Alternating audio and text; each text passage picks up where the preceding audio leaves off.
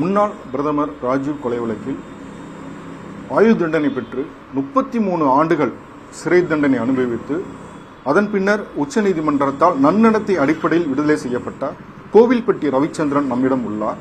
தற்பொழுது அவர் காரா பதிப்பகம் என்ற ஒரு பதிப்பகத்தை தொடங்கி இயல்பான வாழ்க்கையில் அடியெடுத்து வைத்துள்ளார். அவரிடம் ஒரு நியூஸ் 18க்காக ஒரு நேர்காணல்.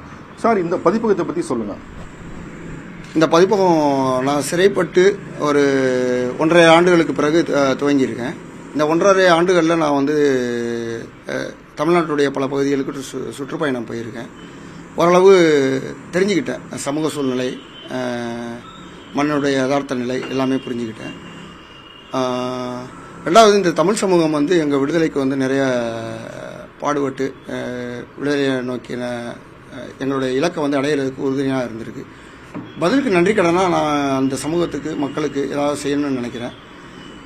அதே சமயத்தில் இதை என்னுடைய வாழ்வாதாரத்தை நகர்த்தி செல்றதுக்கு ஒரு சின்ன பங்களிப்பாகவும் இருக்கணும்னு நினைக்கிறேன். இந்த ரெண்டையும் சம அளவில் நான் நகர்த்தி செல்றதுக்கு இந்த காரா பதிப்பகம் உதவுன்னு நம்புகிறேன். இந்த பதிப்பகத்தில் உங்களுடைய நோக்கம் என்ன? பதிப்பகத்தில் என்ன முக்கியத்துவம் கொடுக்க போறீங்க? நீங்கள் ஒரு எழுத்தாளர், அதை பற்றி சொல்லுங்கள்.